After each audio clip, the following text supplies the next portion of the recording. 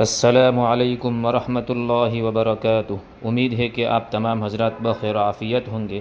بغیر تاخیر کیے ہوئے اس ویڈیو کو شروع کرتے ہیں جو آپ نے تھمبنیل میں پڑھا ہے۔ نحمده ونستعینه ونستغفره ونؤمن به ونتوکل علیه ونعوذ بالله من شرور انفسنا ومن سیئات اعمالنا من يهده الله فلا مضل له ومن يضلله فلا هادي له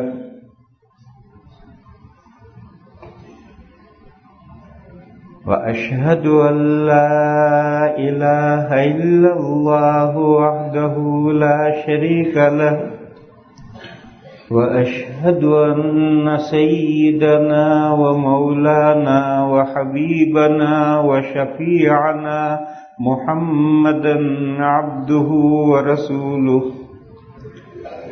أرسله إلى الناس كافة بشيرا ونذيرا وداعيا إلى الله بإذنه وسراجا منيرا صلى الله تعالى عليه وعلى آله وصحبه وبارك وسلم تسليما كثيرا كثيرا وبعد فأعوذ بالله من الشيطان الرجيم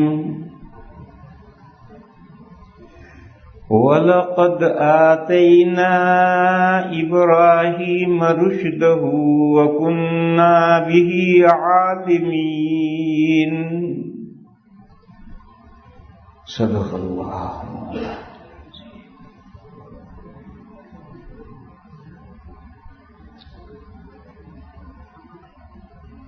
حضرت ابراہیم علیہ السلام کا ایک واقعہ آج سورۃ الانبیاء میں پڑھا گیا، ہمارے حافظوں نے وہیں سے پڑھنا شروع کیا تھا۔ اس کے علاوہ دو واقعے حضرت ابراہیم علیہ السلام کے پہلے گزرے ہیں، اور ایک اور واقعہ آگے آ رہا ہے، اور پہلے تین واقعے گزرے ہیں۔ حضرت ابراہیم علیہ السلام کی زندگی کے یہ 5 واقعے بڑی اہمیت کے حامل ہیں، اور قرآن کریم چونکہ واقعات کی کتاب نہیں، ہسٹری نہیں ہے، اس لیے جس واقعے کا جہاں موقع ہے وہاں وہ واقعہ بیان کیا گیا ہے، سارے واقعات اکٹھا کر کے بیان نہیں کیے گئے ہیں۔ لیکن ہمیں یہ سمجھنا چاہیے کہ حضرت ابراہیم علیہ السلام کی زندگی میں 5 واقعے بڑی اہمیت کے حامل ہیں۔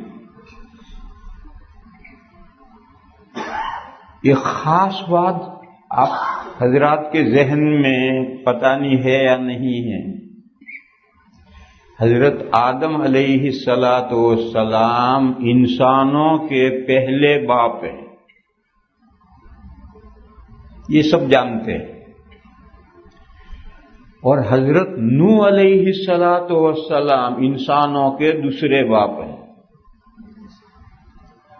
قرآن میں ہے، سورہ صافات میں آئے گا وَجَعَلْنَا ذُرِّيَّتَهُ هُمُ الْبَاقِينَ۔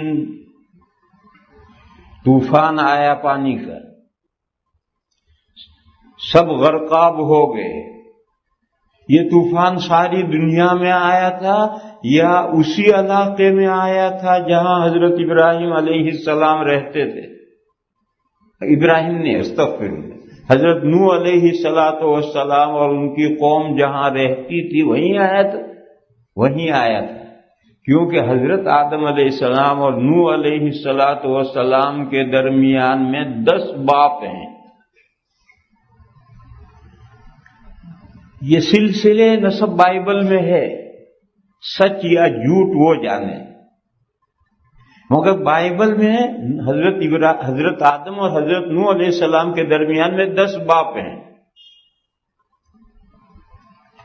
اور 10 باپوں کی اولاد اتنی نہیں ہو سکتی ہے، 10 جنریشن اتنے نہیں ہو سکتے ہیں کہ ساری زمین بھر جائے۔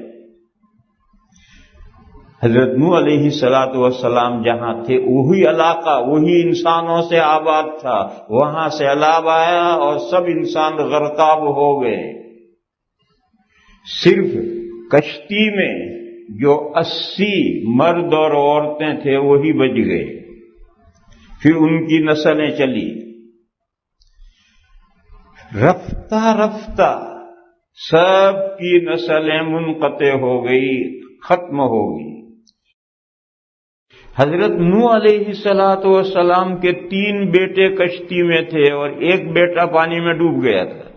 جو 3 بیٹے حضرت کے کشتی میں تھے انہی کی نسلیں پھر آگے بڑھتی رہی، چلتی رہی، اور آج ساری دنیا کے تمام انسان نوح علیہ السلام کے ان 3 بیٹوں کی اولاد ہیں۔ تو حضرت نوح علیہ السلام آدم ثانی ہیں، دوسرے فادر ہیں۔ اور یہ مسئلہ قرآن میں ہے، سورہ صافات میں ہے، وَجَعَلْنَا ذُرِّيَّتَهُ هُمُ الْبَاقِينَ۔ اللہ فرماتے ہیں کہ نوح کی اولاد ہی کو ہم نے باقی رہنے والا بنایا۔ یہ مضمون بھی آپ جانتے ہوں۔ ایک تیسرا مضمون ہے، حضرت نوح علیہ السلام کے بعد کتنے عرصے کے بعد معلوم نہیں، حضرت ابراہیم علیہ السلام کا دور آتا ہے۔ حضرت نوح اور حضرت ابراہیم علیہ السلام کے درمیان میں کوئی بڑے پیغمبر مبعوث نہیں ہوئے، عظیم الشان اولو العزم پیغمبر مبعوث نہیں ہوئے۔ نوح علیہ السلام کے بعد جو بڑی شخصیت پیدا ہوئی وہ حضرت ابراہیم علیہ السلام کی ہے۔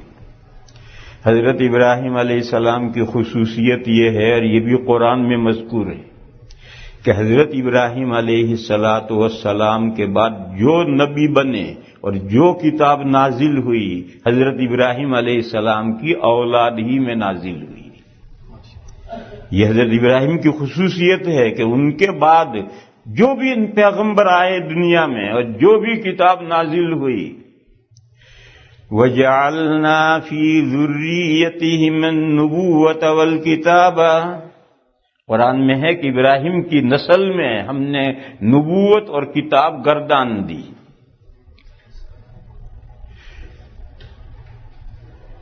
ایک سلسلہ حضرت اسحاق سے چلا، حضرت اسحاق علیہ السلام، حضرت یعقوب علیہ السلام، حضرت یوسف علیہ السلام، پھر حضرت یوسف علیہ السلام کے 400 سال کے بعد حضرت موسیٰ علیہ السلام، پھر بنی اسرائیل میں کہتے ہیں کہ 1,00,000 انبیاء آئے اور سب سے آخر میں حضرت عیسیٰ علیہ السلام۔ یہ ایک سلسلے میں تھا۔ اور حضرت اسماعیل علیہ السلام کی اولاد میں حضرت اسماعیل علیہ السلام، اور اس کے بعد آخر میں خاتم النبیین حضرت محمد مصطفیٰ صلی اللہ تعالی علیہ وسلم۔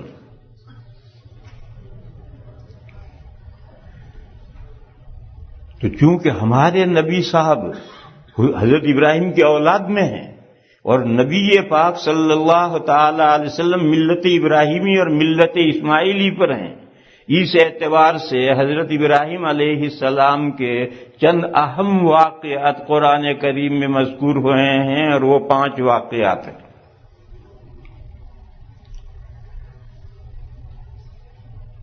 حضرت ابراہیم علیہ السلام جس قوم کی طرف مبعوث کیے گئے تھے، وہ قوم 2 حصوں میں بٹی ہوئی تھی۔ کچھ لوگ ستاروں کو پوجتے تھے اور کچھ لوگ مورتیوں کو پوجتے تھے۔ ان دونوں کی طرف حضرت ابراہیم علیہ السلام مبعوث کیے گئے۔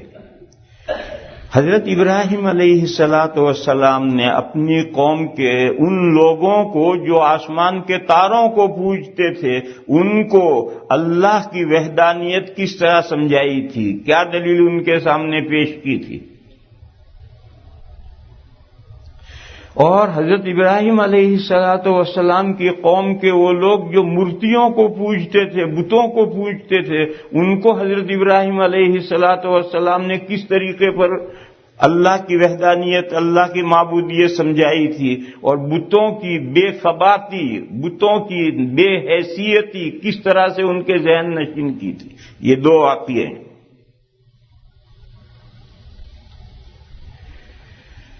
پھر جب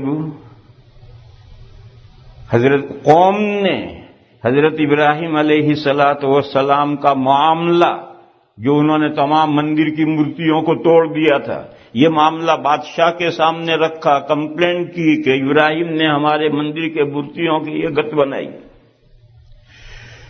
تو بادشاہ خدائی کا دعوے دار تھا.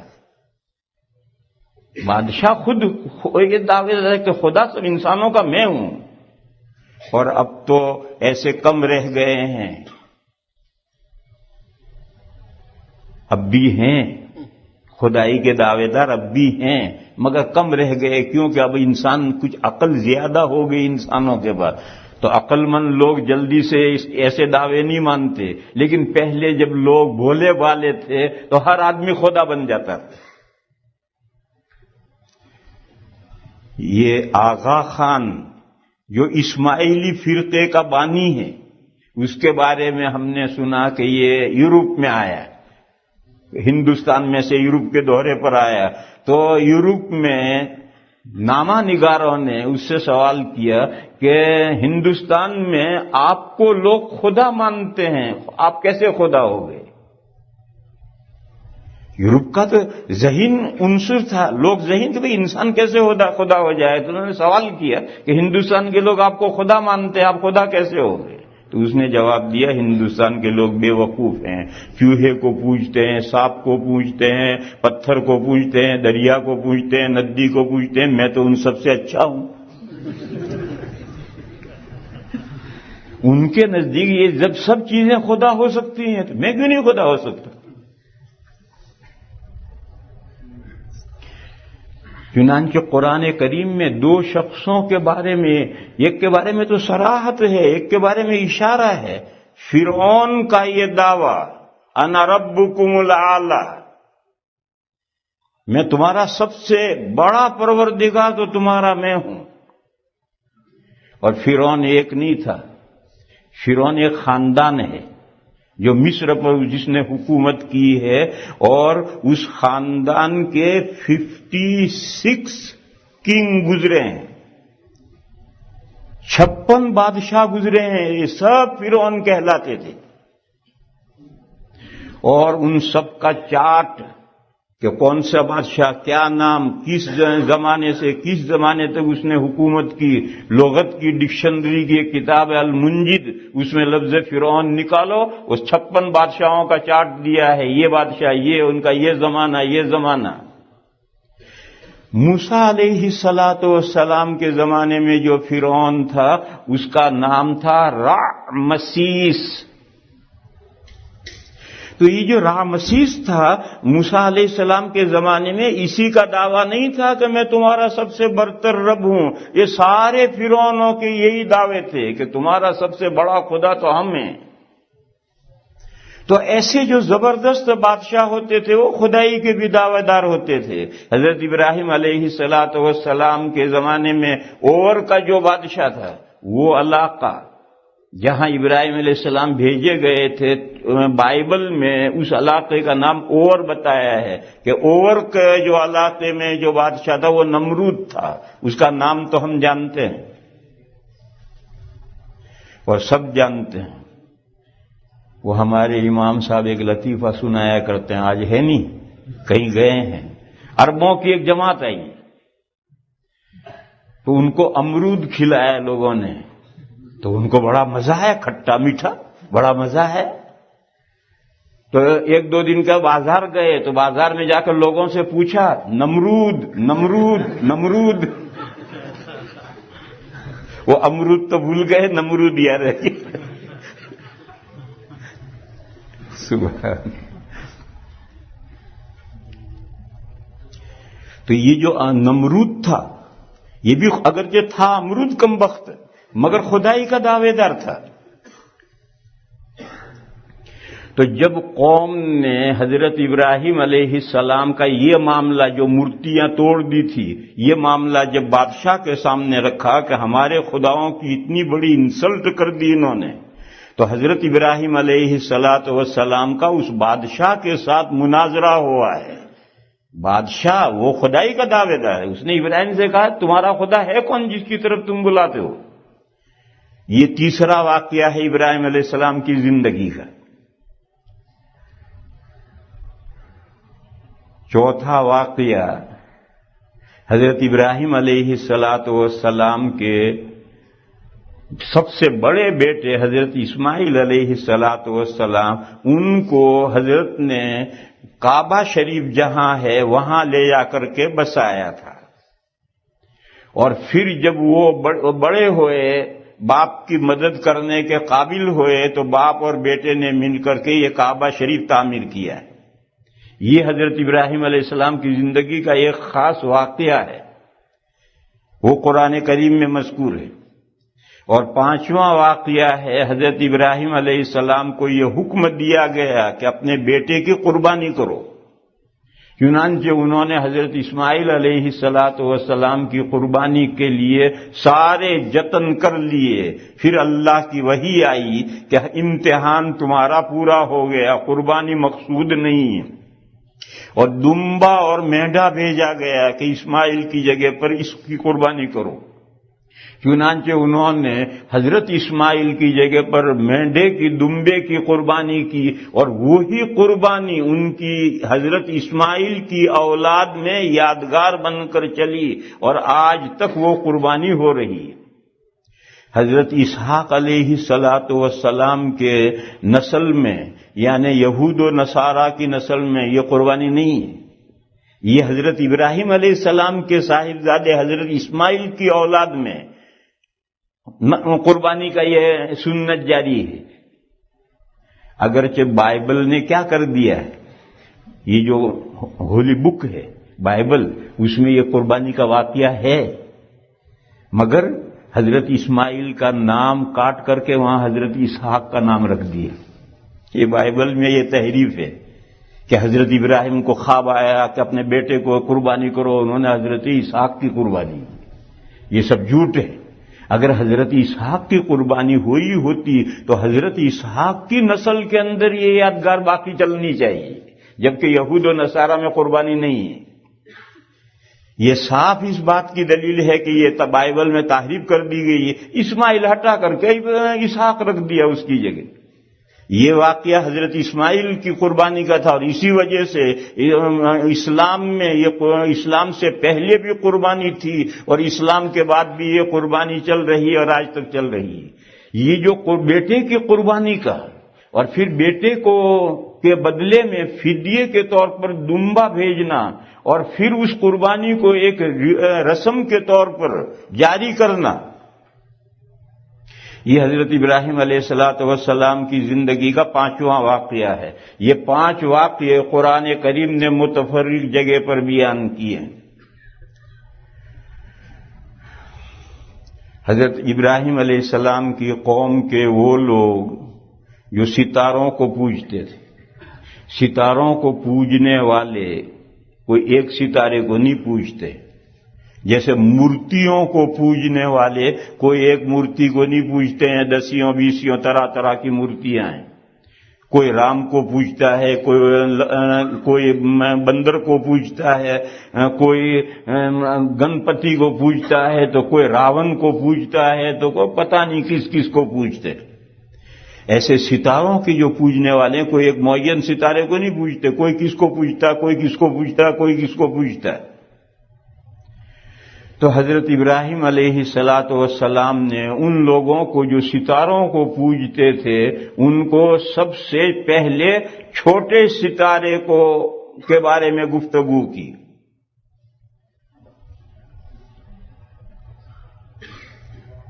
فلما جن اللیل، جب رات چھا گئی، فرآ کوکبا، بس ابراہیم علیہ السلام نے ایک ستارے کو دیکھا. دیکھو جب سورج ڈوبتا ہے تو جہاں سورج ڈوبتا اس سے اوپر ایک ستارہ چمکتا ہے، اور 29 کا جو چاند ہے وہ اس ستارے اور مغرب کے بیچ میں عام طور پر نظر آتا ہے، اور 30 کا چاند اور اوپر اس کے قریب تک نظر آئے گا. ایسے ادھر ادھر اور بھی ستارے ہیں، وہ ستارے نہیں پوجے جاتے تھے. یہ کوئی ایسا ستارہ ہے جو رات کو 11-12 بجے نکلتا ہے. فلما جن اللیل، جب رات چھا گئی یعنی 10-11-12 بج گئے تو وہ ستارہ نکلا جس کو قوم پوجتی تھی. تو حضرت ابراہیم نے ان سے کہا ھذا ربی، یہ میرا پروردگار ہے، یعنی تمہارے عقیدے کے مطابق، میرے عقیدے کے مطابق نہیں، تمہارے عقیدے کے مطابق. تم کہتے ہو یہ خدا ہے اور سبھی انسانوں کا خدا ہے، تو میرا بھی خدا ہے. تو انہوں نے کہا کہ آج تو ابراہیم ڈھیلے پڑے ہیں، ھذا ربی کہا ہے. لیکن بہرحال ایک وقت گزرنے کے بعد صبح سے پہلے پہلے وہ ستارہ ڈوبا. تب حضرت نے کہا دیکھو بھائی، لا احب الافلین، ڈوبنے والے خدا کو میں پسند نہیں کرتا، لہذا یہ میرا خدا نہیں.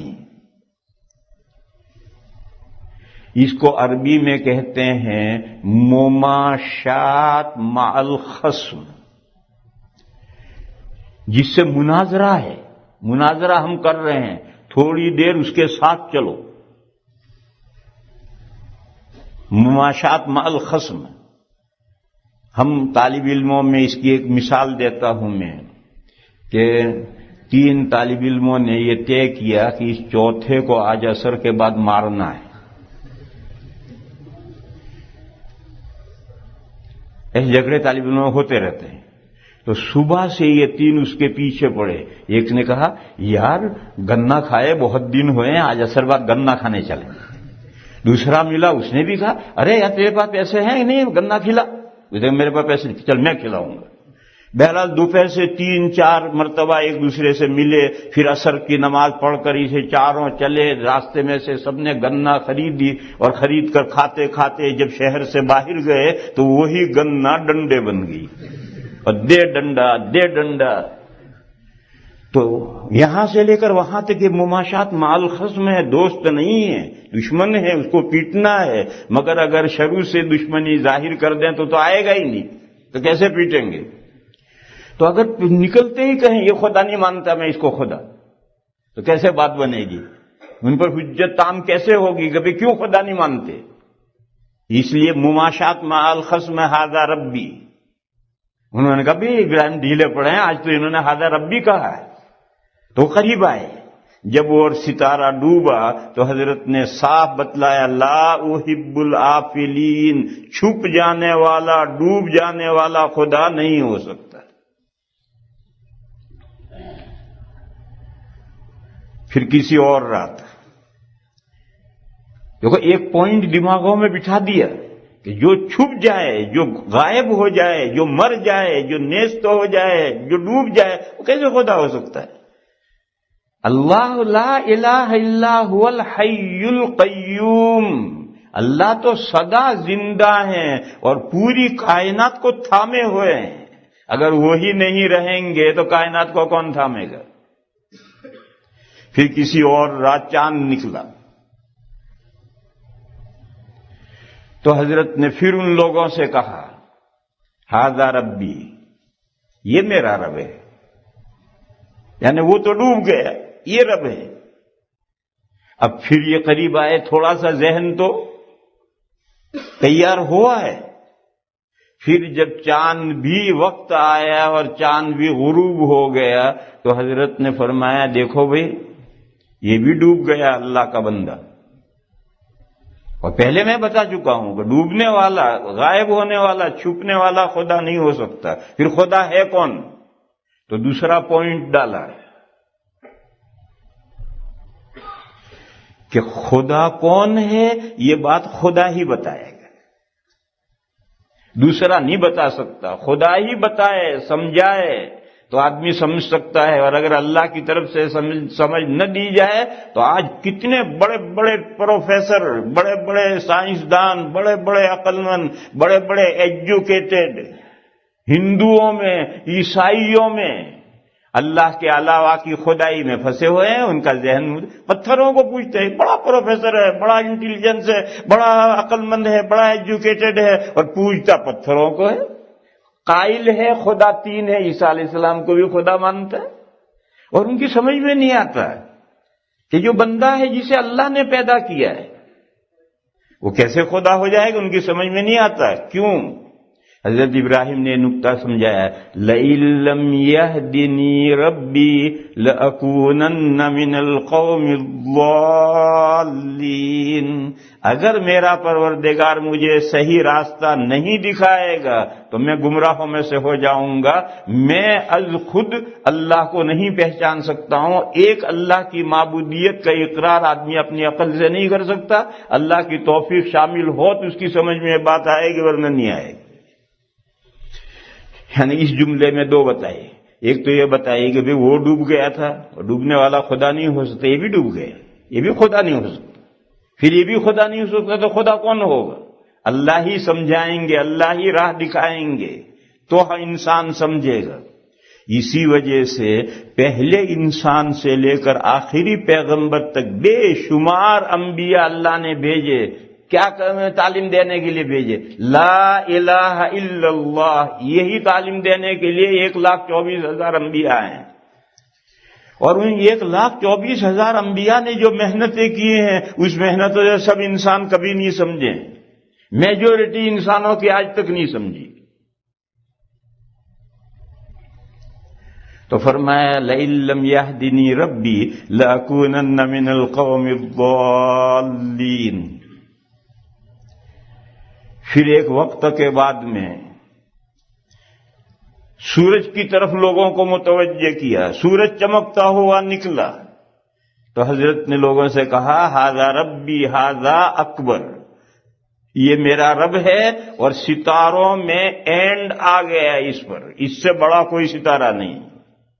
اگر خدا ہے تو یہ ہو سکتا ہے، اس سے آگے تو کوئی بڑا ہے ہی نہیں. ھذا اکبر، اس پر ستاروں کا اینڈ آ گیا. سب سے بڑا ستارہ تو یہ ہے. ایک وقت کے بعد سورج میاں بھی ڈوب گئے. تب حضرت نے ڈنکے کی چوٹ اعلان کیا. فلما فلت قال یا قوم انی بریء مما تشرکون. ڈنکے کی چوٹ اعلان کیا کہ سن لو، جن جن ستاروں کو تم پوجتے ہو، خدا مانتے ہو، میں ان سے بری اور بیزار ہوں. میرا ان سے کچھ لینا دینا نہیں ہے. وہ میرے خدا ان میں سے کوئی نہیں ہے.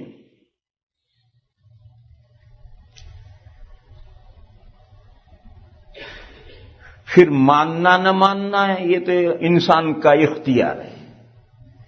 لیکن اس مرحلے تک حضرت لے گئے سمجھاتے سمجھاتے کہ ان کو چپکا کر دیا. ان ستاروں کی خدائی پر ان کے پاس میں کوئی دلیل باقی نہیں رہ گئی. اس حد تک حضرت ان کو لے گئے. اور آدمی اتنا ہی کر سکتا ہے. کسی کو قائل کرنا یہ کسی کے بس میں نہیں ہے. انک لا تہدی من احببت ولکن اللہ یہدی من یشاء. فرمایا آپ جس کو چاہیں اسے سیدھا راستہ دکھا دیں، یہ ممکن نہیں. اللہ جسے چاہیں اسے سیدھا راستہ دکھاتے ہیں. پھر انسان پر محنت کرے گا تو کہاں تک لے جائے گا؟ یہاں تک لے جائے گا کہ چاروں طرف راستے اس کے بند ہو گئے. اب کوئی دلیل اس کے پاس باقی نہیں رہی. اب لمحے فکریہ پیدا ہونا چاہیے. یہ لمحے فکریہ پیدا کرنا یہ داعی نہیں کر سکتا ہے. یہ تو اللہ کی توفیق سے کسی کے اندر پیدا ہو جائے.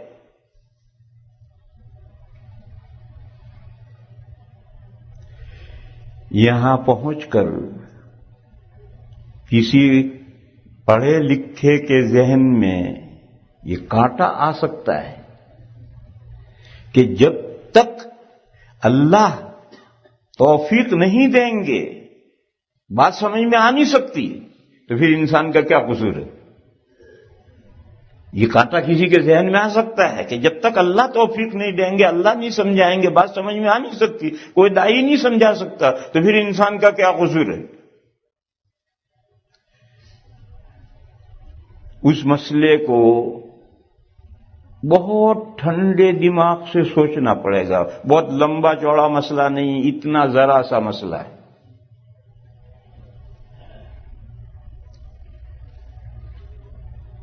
پوری کائنات کس کی پیدا کی ہوئی ہے؟ اللہ کی۔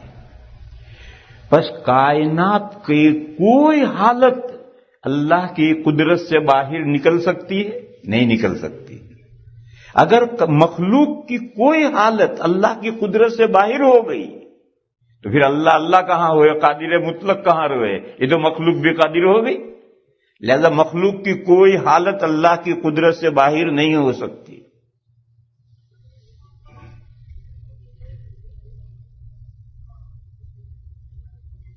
ہم جو چاہتے ہیں یہ بھی ہماری ایک حالت ہے۔ اگر ہم چاہنے میں مختار ہوں تو پھر ہم بھی خدا ہو گئے، اللہ کی سے ہم نکل گئے، ہمارا چاہنا ہمارے اختیار میں ہے۔ یہ نہیں ہو سکتا، ہمارا چاہنا بھی اللہ کے چاہنے کے تابع ہے۔ قرآن کریم میں ہے وَمَا تَشَاءُونَ إِلَّا أَن يَشَاءَ اللَّهُ رَبُّ الْعَالَمِينَ۔ تم چاہ بھی نہیں سکتے، جب تک اللہ نہ چاہے تم نہیں چاہ سکتے۔ لہذا یہ بات تو بالکل طے ہے کہ اللہ خالق ہیں، ساری کائنات مخلوق ہے، مخلوق کی کوئی حالت اللہ کی قدرت سے باہر نہیں ہو سکتی، مخلوق کا چاہنا بھی اللہ کے چاہنے کے مطابق ہے۔ پھر بھینس میں اور ہم میں جو فرق ہے وہ کیا ہے؟ بھینس کھوٹے سے کھل گئی، گاؤں میں بھاگی، ایک بچہ پیروں میں آیا کچل کر مر گیا، دوسرا بچہ تھوڑی دیر میں آیا وہ بھی اسی طرح مر گیا۔ پہلی حالت اور دوسری حالت میں بھینس کے اوپر کوئی فرق نہیں۔ جس بے دردی سے اس نے پہلے بچے کو کچل دیا دوسرے کو بھی کچل دیا، پھر تیسرا بچہ آیا وہ بھی کچل گیا۔ پھر لوگوں نے بھینس کو پکڑا اور تینوں بچوں کے باپ آئے اور ڈنڈے لے کر دے مار دے مار دے مار، تو تھوڑی دیر لوگ خاموش رہیں گے، پھر لوگ خود کہیں گے ارے بھیا کتنا مارو گے، جانور ہی تو ہے۔ لوگ خود ہی کہیں گے جانور ہی تو ہے، کتنا مارو گے؟ اور کوئی مقدمہ بھینس پر نہیں کرتا، اور 3 بچے اس نے کچل دیے۔ اس کے بھینس کے دل کی حالت یکساں ہے۔ اب آپ انسان کی مثال لیجیے، اگر انسان سے بے خبری میں جان بوجھ کر کے تو کوئی شریف آدمی کسی بچے کو کچل نہیں سکتا، لیکن اگر بے خبری میں کوئی بچہ گاڑی کے پہیوں میں آ جائے تو انسان کے قلب کا کیا حال ہو جاتا ہے؟ میں نے نیو یارک میں دیکھا، ایک گورا گاڑی کر رہا اور ایک بوڑھیا کراس کر رہی، وہ ذرا گاڑی اس کو ٹچ ہوئی وہ گر پڑی، وہ ایک دم اترا، اس نے گاڑی روکی، اترا، جا کر کے اس کو بڑھیا کو اٹھایا، اس کے سر پر بوسے دے رہا ہے، بار بار پوچھ رہا ہے، اور لے کر اپنی گاڑی میں لے کر ہاسپٹل گئے۔ ہمارے یہاں ہندوستان میں تو قبرستان جاتا ہے ڈرا ہوا۔ یہ انسان کا قلب ہے، بے خبری میں یہ ہو گیا ایک بڑھیا کے ساتھ۔ ایسا بچے کے ساتھ اگر ہماری گاڑی ٹچ کر جائے، خدا نہ خواستہ کچھ ہو جائے تو ہمارے قلب کا کیا حل ہو جاتا ہے؟ اور پھر سالوں ایسی غلطی دوبارہ اس سے نہیں ہوگی، دور سے بچے کو دیکھ کر کے سمجھ جائے گا۔ اور اگر جان بوجھ کر اگر اس نے مارا ہے تو ساری دنیا اس ڈرائیور کو پکڑے گی، اور یہ سب اس کے باپ سے کہیں گے اسے کورٹ میں لے جا، کیفر کردار تک لے جا، سلی دلوائی سے۔ تو یہ انسان کے دل میں، بھینس کے دل میں یہ فرق کیوں ہے؟ یہ فرق تو بدی ہی ہے، ہر کوئی سمجھتا ہے کہ انسان کا حال اور دیگر جانوروں کے حال میں بین فرق ہے۔ یہ فرق کہاں ہے؟ یہ دو باتیں طے ہیں. پہلی بات یہ طے ہے کہ اللہ کی کسی بھی مخلوق کی کوئی حالت اللہ کے اختیار سے باہر نہیں ہو سکتی. اللہ کا چاہنا بھی باہر نہیں ہو سکتا، انسان کا ہدایت پانا بھی اللہ کے ہدایت دینے سے باہر نہیں ہو سکتا. اگر ایک حال بھی انسان کا اللہ کے اختیار سے باہر ہو جائے تو وہ انسان کہاں رہا، بندہ کہاں رہا، وہ تو معبود ہو گئے. اور دوسری طرف انسان میں اور جانوروں کے درمیان میں یہ فرق ہم بدیہی طور پر دیکھتے ہیں. لہذا تیسری بات سنو، انسان کو اللہ نے اختیار دیا ہے مگر کسی بھی معاملے کا کمپلیٹلی اختیار نہیں دیا ہے، پارشیلی جزوی اختیار دیا ہے، تھوڑا سا اختیار دیا ہے. حضرت علی کرم اللہ تعالی وجہہ کے پاس ایک شخص آیا، اس نے یہی سوال کیا کہ انسان مجبور ہے یا اختیار رکھتا ہے؟ حضرت علی نے فرمایا اختیار بھی رکھتا ہے اور مجبور بھی ہے. اس نے کہا یہ کیسے؟ حضرت نے فرمایا کھڑے ہو جاؤ. کھڑے ہو گئے. حضرت نے فرمایا ایک پیر اٹھا لو. ایک اٹھا لیا، ایک پیر کا مرغا بن گیا. حضرت نے فرمایا دوسرا اٹھا لو. کہ دوسرا کیسے اٹھاؤں؟ تو حضرت نے فرمایا دیکھو اتنا تمہارا اختیار ہے کہ بیٹھے تھے کھڑے ہو گئے، ایک پیر اٹھا لیا، یہاں تک تمہارا اختیار ہے، آگے اب تم مجبور ہو.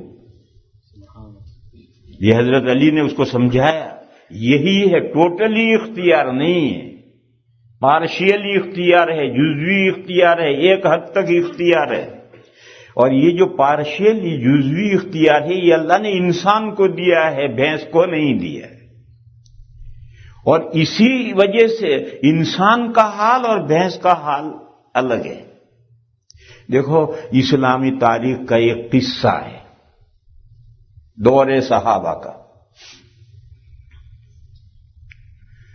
ایک صحابہ کا لشکر جا رہا ہے. ایک صحابی جو ان کا نام تھا حضرت سفینہ، نام تو یہ نہیں تھا، سفینہ کے معنی ہے جہاز، پانی کا جہاز، شیپ، تو نام تو یہ نہیں تھا، پتہ نہیں نام تو کیا تھا. مگر ایک مرتبہ بہت سارا سامان پیٹھ پر لادے ہوئے جھکے جھکے آ رہے تھے، بہت سارا سامان. تو حضور نے فرمایا مذاق میں، دل لگی میں، انت سفینہ، تم تو جہاز معلوم ہوتے ہو، شیپ بن گئے ہو. اس دن سے ان کا نام ہی سفینہ ہو گئے. کسی وجہ سے لشکر سے پیچھے رہ گئے، لشکر آگے بڑھ گئے، یہ کسی وجہ سے پیچھے رہ گئے. جیسے کیوں پیچھے رہ گئے؟ بیٹھے بیٹھے سوتے ہوں گے، جیسے وہ ہمارے چچا بیٹھے بیٹھے سو رہے ہیں ایسے وہ بھی بیٹھے بیٹھے سوتے ہوں گے. جب آنکھ کھلی تو چلتے چلتے رات آ گئی اور لشکر نظر نہیں آ رہا. مغرب ہو گئی، پہاڑ پر سے شیر اترا دھاڑتا ہوا. حضرت کھڑے ہو گئے، وہ شیر انہی کی طرف آ رہا ہے. جب قریب آیا تو حضرت نے اس سے کہا یا ابا الحارث تعال. عربی میں جانوروں کی بھی کنیتیں ہوتی ہیں، شیر کی کنیت ابو الحارث. کہا ہے ابو الحارث یہاں. تو قریب آیا اور آ کر کے دم ہلانے لگا. تو حضرت نے اس کا کان پکڑ کے اس سے کہا میں رسول اللہ صلی اللہ علیہ وسلم کا صحابی ہوں اور میں لشکر سے بچھڑ گیا ہوں اور رات ہو گئی ہے، مجھے لشکر میں پہنچا. تو اس نے گھوم کر کے اشارہ کیا کہ میرے اوپر بیٹھ جاؤ. حضرت بیٹھ گئے اور وہ فراٹے بھرتا ہوا یہ جا وہ جا، اور لشکر جب قریب نظر آیا تو وہ رک گئے. حضرت اتر گئے، واپس ہو گئے. یہ کون شیر تھا جس نے اتنا بڑا کارنامہ انجام دیا؟ اللہ جانے کون تھا. اور دوسرا واقعہ سنو. غزوہ احد میں نبی پاک صلی اللہ تعالی علیہ وسلم نے لوہے کے 2 کرتے اوپر تلے پہن رکھے تھے. ایک وقت آیا کہ شکست کی صورت بن گئی، احد میدان میں شکست کی صورت بن گئی، تو ایک بڑی اونچی چٹان ہے احد پر میں، وہ چٹان اب بھی ہے۔ نبی پاک صلی اللہ تعالی علیہ وسلم اس چٹان پر چڑھنا چاہتے تھے، مگر وہ چٹان بہت اونچی تھی، تو حضرت طلحہ رضی اللہ تعالی عنہ جو عشرہ مبشرہ میں سے ہیں، وہ گھوڑا بنے اور حضور ان کے اوپر چڑھے پیٹھ پر، پھر وہ کھڑے ہوئے تو حضور ان کے کندھوں پر پیر رکھ کر کے وہ کھڑے ہوئے اور حضور چٹان پکڑ کر اوپر چڑھ گئے، اور حضور نے فرمایا اوجب طلحہ، تو طلحہ کے لیے جنت واجب ہو گئی۔ دیکھو طلحہ یہ عمل کریں جنت واجب ہو جائے، اور وہ شیر پیٹھ پر بٹھا کر یہاں تک لا کر چھوڑ دے، اس کا تاریخ میں کوئی تذکرہ نہیں ہے کون شیر تھا، جنت ملی نہیں ملی، اس کو مٹی ہو جانا ہے۔ ان دو میں فرق کیوں ہے؟ شیر نے جو کام کیا ہے وہ تکوینی نظام کے تحت میں کیا ہے، اپنی ڈیزائر اور مرضی سے نہیں کیا ہے، اللہ کی طرف سے وہ کام کروایا گیا ہے۔ اور حضرت طلحہ نے جو کام کیا ہے، گھوڑا بنے ہیں، پھر کھڑے ہوئے ہیں، اپنے کندھوں پر حضور کو لے کر اوپر چٹان تک پہنچایا، اوپر حضور نے پکڑ کر حضور چلے ہیں، اس میں ان کی مرضی کا دخل ہے، ان کا وہ پارشیلی اختیار اس میں ہے، تو ان کے لیے وہ جنت کا واجب موجب بن گیا، اور آج ان کی تاریخ میں سنہری حروفوں سے یہ واقعہ لکھا ہوا ہے۔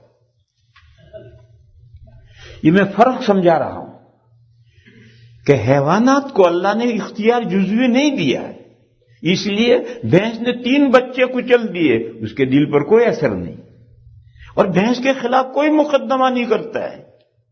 اور انسان اگر ایک بچہ اس کی گاڑی میں آ جائے تو اس کے دل دہل جاتا ہے کہ خدایا مجھ سے کیا ہو گیا، اور زندگی بھر وہ کانٹا اس کے دل میں سے نہیں نکلتا، اور کوئی جان بوجھ کر کرے تو لوگ اس کا مقدمہ کرتے ہیں اور پھانسی دلوا کر چھوڑتے ہیں۔ یہ جو پارشیلی اختیار ہے، اسی پر آخرت میں جزا و سزا کا مدار ہے۔ انسان ہدایت کے لیے جب وہ پارشیلی اختیار، جزوی اختیار سے ہدایت چاہے گا تو اللہ ہدایت دیں گے، مگر ہدایت ملے گی کب؟ جب اللہ دیں گے تب ملے گی، مگر اللہ کب دیں گے؟ جب وہ پارشیلی اختیار سے ہدایت چاہے گا۔ تو حضرت ابراہیم علیہ السلام نے 2 ٹوک اعلان کیے، قال یا قوم انی بریء مما تشرکون، اے میری قوم سن لو، جن ستاروں کو تم اللہ کے ساتھ خدائی میں شریک گردانتے ہو، پارٹنر بناتے ہو، میرا ان سے کوئی تعلق نہیں۔ ان کو اس مرحلے پر لایا کہ اب آگے وہ کوئی دلیل ان کے پاس نہیں رہی۔ اسی حد تک انسان قائل کر سکتا ہے، اس سے آگے خود انسان کے لیے لمحے فکریہ پیدا ہو، وہ لمحے فکریہ پیدا ہو اور اس کے بعد میں وہ کوشش کرے تو پھر اللہ کی طرف سے فیضان کا دروازہ واہ ہوتا ہے، دروازہ کھلتا ہے اور ہدایت نصیب ہوتی۔ اور وہ لوگ جو مورتی پوجا کرتے تھے، ان مورتی پوجا کرنے والوں میں خود حضرت کا جو باپ تھا وہ مہنت تھا، مہنت، میم چھوٹی ہا نون اور لمبی تھا، یہ ہندوؤں کا لفظ ہے، ہندی کا لفظ ہے۔ مہنت مانے بڑا کیا کہتے ہیں، گرو نہیں، بڑا پنڈت، بڑا پنڈت تھا، اس مندر کا سب سے بڑا پنڈت مہنت، وہ حضرت ابراہیم کا باپ تھا۔ حضرت ابراہیم علیہ السلام نے اپنے باپ سے اس مسئلے پر گفتگو کی ہے، اور وہ بھی سورہ مریم میں آئی۔ قوم کو بھی سمجھایا، مگر قوم کی سمجھ میں نہیں آیا۔ دل پر جب پتھر پڑ جاتے ہیں تو پتھر کو خدا ماننے لگتا ہے۔ دل پر انسان کے جب پتھر پڑ جاتے ہیں، عقل پر پتھر پڑ جاتے ہیں تو بے بس پتھر کو خدا بنا لیتا ہے۔ حضرت نے ان سے کہا، تمہارے ان خداؤں کی میں ایک دن گت بناؤں گا جب تم یہاں نہیں ہوگے۔ اب مندر میں تو ہر وقت کوئی نہ کوئی رہتا ہے، پجاری سب رہتے ہی وہاں۔ بات گئی گزری ہو گئی، کئی دن گزر گئے، لوگ بھول گئے یہ بات۔ پھر ایک میلہ آیا، اس میلے میں سب کو جانا ہے۔ تو باپ نے بیٹے سے بھی کہا چل ابراہیم، تو حضرت نے کہا انی سقیم، میری طبیعت ناساز ہے، ناموافق ہے، بیمار ہوں میں۔ اور یہ بات کہی، ستاروں کو دیکھا اور دیکھ کر کے بات کہی، تو لوگوں نے یہ سمجھا کہ یہ ستاروں کی چالیں دیکھ کر کے انہوں نے اندازہ کیا ہے کہ فی الحال تو بیمار نہیں، آگے بیمار پڑیں گے، تو ان کو چھوڑ دیا اور لوگ چلے گئے۔ ان کے جانے کے بعد جب گاؤں خالی ہو گیا، مندر خالی ہو گیا، تو کلہاڑ لے کر کے سب کو مار مار کے الو بنا دیے اور توڑ کر کے ڈھیر کر دیا، ٹکڑے کر دیے۔ اور جو سب سے بڑا مورتی تھی، سب سے بڑی مورتی تھی، اس کو نہیں توڑا، وہ کلاڑا اس کی گردن میں یوں کر کے لگا، پکڑا دیا۔ 3 دن کے بعد میں وہ لوگ آئے، آتے ہی مندر میں پہنچے تو مندر کا برا حال تھا، سب خدا مرے پڑے تھے۔ تو بڑا مسئلہ بن گیا، سارے خداؤں کو مار دیا، کس نے مارا؟ تو سب جانتے تھے کہ شہر میں ایک ہی ابراہیمی ہے، اور تو سب چلے گئے تھے۔ اور وہ پچھلی بات بھی یاد آئی کہ ابراہیم نے کہا تھا کہ جب تم یہاں موجود نہیں ہوگے، غیر حاضر ہوگے، تب میں ان کی گت بناؤں گا، لہذا یہ گت اسی نے بنائی، لاؤ اسے پکڑ کے سب کے سامنے لائے گئے۔ پوچھا ابراہیم تم نے یہ ہمارے خداؤں کو ٹانگیں توڑی؟ حضرت ابراہیم نے کہا بل فعلہ، بلکہ کیا ہے اس کو جس نے بھی کیا ہے، کبیرہم ھذا، یہ گرو گھنٹال کلال یہ کھڑا، اس سے پوچھو کس نے یہ حرکت کی، تو نے کی یا کوئی اور آیا تھا؟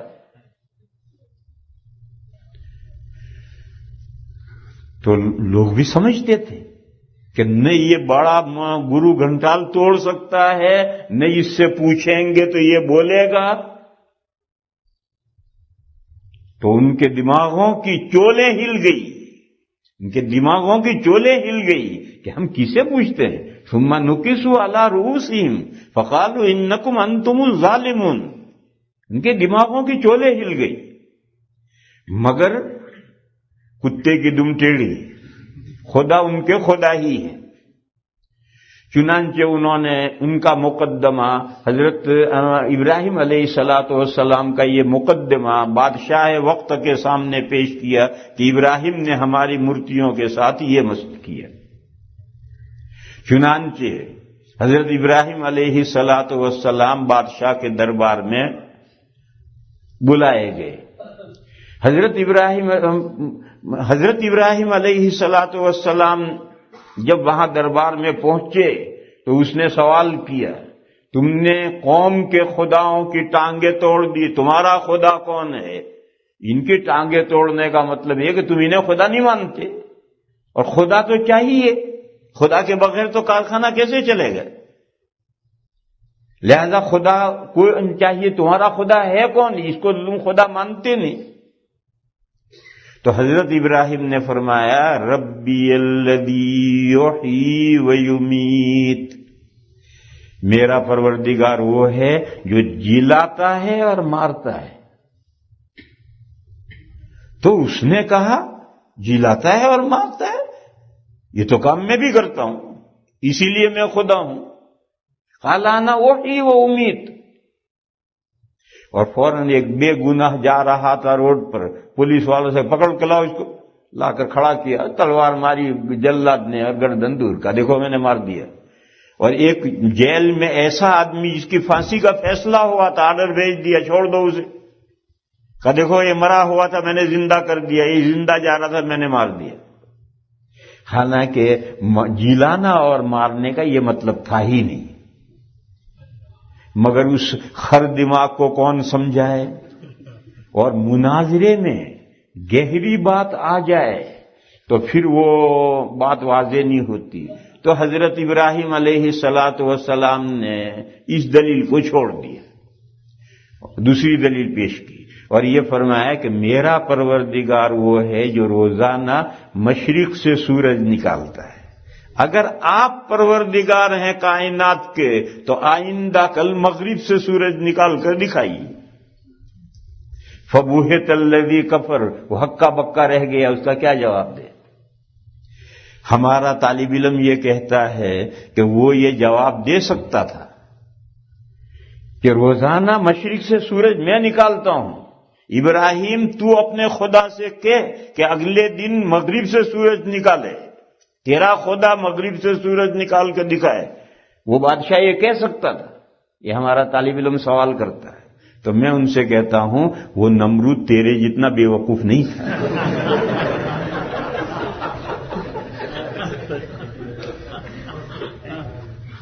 اگر وہ ایسا کہتا تو کیا دیر لگتی؟ ابراہیم 2 ہاتھ اٹھا دے، پروردگار عالم کل سورج مغرب سے نکال دیجئے، اللہ مغرب سے نکال دے گا، اللہ کے لیے کیا مشکل؟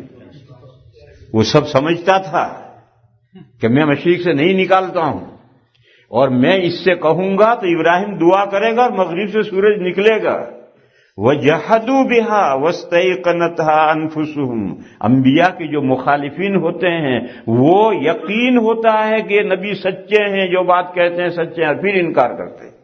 تو یہ بھی دل میں سمجھ رہا ہے مگر زبان سے انکار کر رہا ہے، اس لیے وہ تیرے جتنا بے وقوف نہیں تھا جو ایسی بات کہتا۔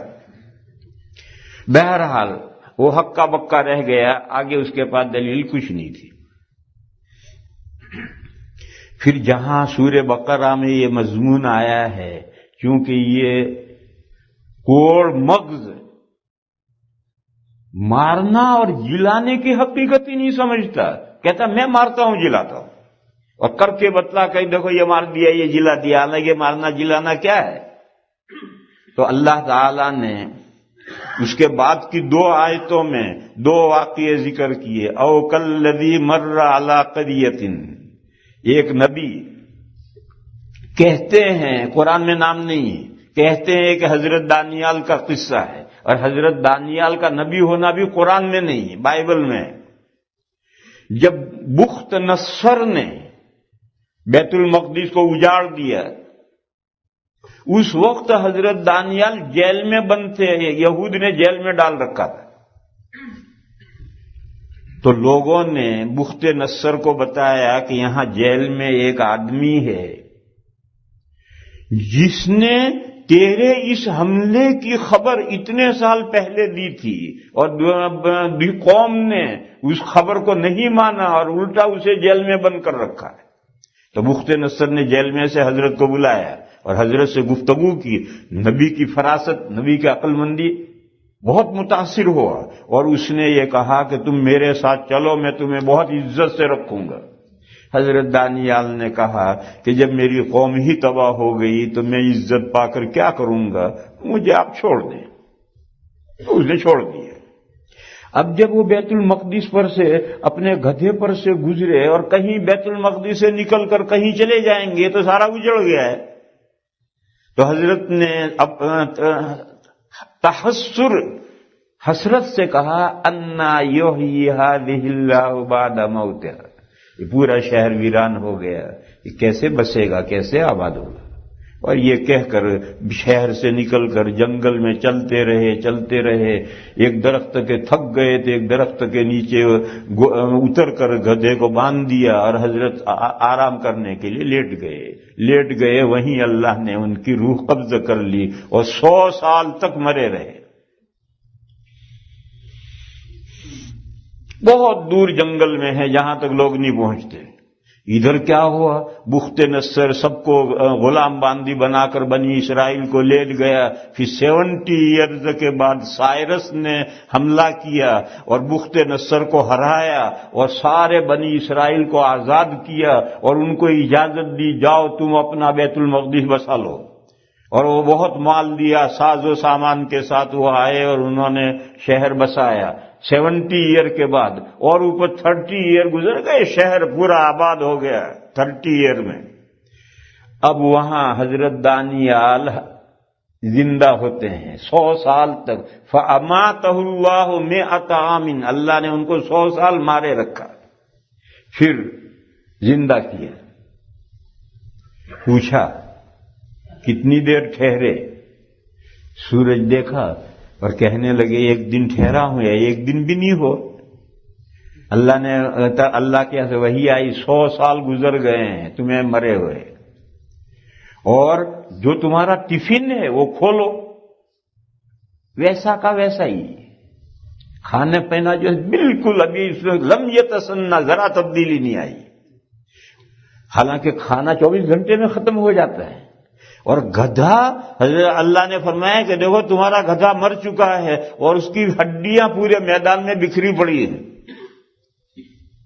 گدھا تو کم سے کم 20-25 سال زندہ رہتا ہے، وہ مر گیا، اور کھانے کا ٹفن ویسا کا ویسا ہی۔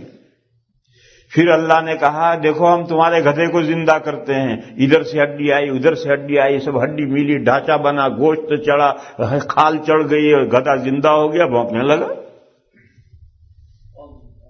یہ اللہ نے مثال دی کہ مارنا جلانا یہ ہے۔ دیکھو حضرت کو مار دیا، 100 سال کے بعد زندہ کیا، گدھے کو مار دیا، حضرت کے سامنے زندہ کیا۔ مارنا جلانا یہ ہے۔ وہ جو نمرود کہتا ہے کہ میں بھی مارتا ہوں جلاتا ہوں، وہ مارنا جلانا نہیں۔ پھر دوسری مثال دی کہ حضرت ابراہیم علیہ السلام نے اللہ سے عرض کیا کہ آپ مارتے کیسے ہیں؟ وہ تو روز مرتے رہتے ہیں، لوگ ہم دیکھتے ہیں، لیکن قیامت میں جو زندہ کریں گے دوبارہ تو کیسے زندہ کریں گے، اس کا مجھے مشاہدہ کرائیں۔ اللہ نے پوچھا کیا تمہیں میری صفت پر یقین نہیں ہے؟ انہوں نے کہا پروردگار پکا یقین ہے، لیکن آنکھوں سے دیکھنا چاہتا ہوں۔ اللہ نے فرمایا ایسا کرو تم 4 پرندے پال کر ہلا لو، ہلا لو مانے اپنے سے مانوس کر لو، کہ آواز دو تو بھاگے بھاگے آئیں۔ 4 پرندے پال لیے، ان کو ہلا لیا۔ حضرت نے فرمایا ان کو ذبح کر لو، اور ذبح کر کے چاروں کا ملا کر قیمہ بنا ڈالو، بنا ڈالا۔ پھر اللہ نے حکم دیا کہ اس قیمے کے 4 حصے کرو، ایک دائیں پہاڑ پر، ایک بائیں پہاڑ پر، ایک سامنے کے پہاڑ پر، ایک پیچھے کے پہاڑ پر، چاروں اجزا رکھا ہے۔ پھر فرمایا بیچ میں کھڑے ہو کر آواز دو کبوتر، تو یہاں سے اجزا چلے، وہاں سے اجزا چلے، یہاں سے حضرت کے سامنے اجزا ملے، مرکب ہو کر کبوتر بن کر زندہ ہو گئے۔ مور، تو مور کے اجزا چلے، وہ زندہ ہو گئے۔ دیکھو یہ ہے مارنا اور جلانا۔ تو اللہ نے یہ 2 مثالیں دی کہ وہ بے وقوف ہے جو مارنا جلانے کی حقیقت ہی نہیں سمجھتا۔ مارنا جلانا یہ ہے، مرتے تو ہمارے سامنے لوگ مرتے رہتے ہیں، اور جینے کی جلانے کی حقیقت یہ ہے۔ بہرحال یہ تو مضمون آگے بڑھا۔ اصل تو وہ بادشاہ تھا جس نے مناظرہ کیا، فبہت الذی کفر، ہکا بکا رہ گیا۔ پھر اس نے کہا، لیکن ہدایت تو ملی نہیں اسے، تو اس نے کہا ابراہیم تو کہتا ہے کہ تیری بات مانیں گے تو جنت میں جائیں گے، اور تیری بات نہیں مانیں گے جہنم میں جائیں گے۔ دیکھ خدا میں ہوں، اور میں تو جہنم میں نہیں جاؤں گا، جہنم میں تجھے بھیجوں گا، اور تو کہتا ہے کہ میری بات نہیں مانو گے تو جہنم میں، میں جنت بناؤں گا اور جنت میں جاؤں گا اور جنت میں رہوں گا۔ آدم علیہ السلام کے زمانے سے آج تک کسی نے جنت نہیں بنائی، صرف نمرود نے جنت بنائی تھی۔ کیوں جنت بنائی تھی؟ حضرت ابراہیم سے اس کا مناظرہ تھا۔ اس نے کہا تو یہ کہتا کہ میں جہنم میں جاؤں گا، میں تو جنت بناؤں گا اور جنت میں رہوں گا، اور تجھے جہنم میں ڈالوں گا، اور بڑا لاوا تیار کیا۔ کہتے ہیں کہ پورے ملک نے 6 مہینے تک سوختہ جمع کیا، لکڑی جمع کی، پھر وہ لکڑی دہکائی گئی اور ایک پورا جہنم تیار کیا، اور اس میں حضرت ابراہیم علیہ السلام کو ڈالا گیا ہے کہ جہنم میں تجھے میں ڈالوں گا، اور میں تو جنت بننا کہ جنت میں جاؤں گا۔ اللہ نے کیا کیا؟ اس جہنم کو قلنا یا نار کونی بردا وسلاما علی ابراہیم، اللہ کا حکم پہنچا آگ کو کہ ٹھنڈی ہو جائے، اور اتنا مت ٹھنڈی ہو جائے کہ لحاف اوڑھنا پڑے۔ بعد میں تو اے سی اتنی زور کی چلتی ہے کہ لحاف اوڑھنا پڑتا ہے، کہ اتنا زیادہ ٹھنڈا بھی مت ہو جائیے، قابل برداشت، اچھی ٹھنڈک اچھی لگے، بردم و سلاما۔ یوں اس کا پلان فیل ہو گیا ہے۔ دیکھو دنیا میں کتنے ہی نیک بندے ہیں، آگ میں ڈالے جاتے ہیں، آگ ان کو جلا دیتی ہے، آگ کسی کو نہیں بخشتی۔ حضرت ابراہیم کو آگ نے کیوں نہیں جلایا؟ یہ مقابلہ ہے بادشاہ کے ساتھ، اور نبیوں کا اور ان کی قوموں کا جب مقابلہ ہوتا ہے اور عذاب آتے ہیں تو اللہ نبی کو اور مومنین کو بچا لیتے ہیں، کفار کو ہلاک کرتے ہیں۔ اس لیے اللہ نے برد و سلامہ بنا لیا۔ اور ادھر کیا ہوا؟ اس نے دونوں محنتیں یہ جہنم بھی اس نے ساتھ ہی ساتھ شروع کی ہے، اور اس کی جو نمرود کی جنت ہے وہ بھی بننی شروع ہوئی نہ کمپلیٹ ہو گئی۔ پروگرام بن گیا کہ کل پرسوں فلاں تاریخ کو نمرود صاحب جنت میں جائیں گے۔ اللہ کا کرنا کہ ناک میں ایک مچھر گھس گیا اور وہ دماغ میں چڑھ گیا۔ یہ بے صفحے کا قصہ نہیں ہے، تاریخ کی مشہور کتاب ہے البدایہ والنہایہ، اس میں یہ واقعہ مذکور ہے، دماغ میں چڑھ گیا۔ اب سر میں درد، وہ کاٹتا ہے اندر، بھیجا کھاتا ہے، سر میں درد، طبیعت خراب ہو گئی، تو وہ پروگرام جنت میں داخل ہونے کا ڈیلے ہو گیا۔ اور اب یہ روز آہستہ آہستہ کھا کھا کر بھیجا کھا کر کے مچھر بڑا ہوتا ہے اور سر میں درد شروع ہو گیا۔ پہلے دباتے رہے، پھر دباتے دباتے مکے مارتے رہے، پھر جب مکے پڑتے تھے تو وہ مچھر کھانا بند کرتا تھا تو ذرا آرام ملتا، جب مکے ختم ہو گئے تو پھر وہ کھانا شروع کرتا تھا، پھر جب وہ اور بڑا ہوا تو مکوں سے بھی کام نہیں چلا، پھر جوتے مارنے پڑتے تھے سر پہ۔ ایک آدمی 2 ہاتھوں میں 2 چپل لے کر دھڑا دھڑ مارتا تھا تو ذرا آرام ملتا تھا اور وہ مچھر کھانا بند کرتا تھا۔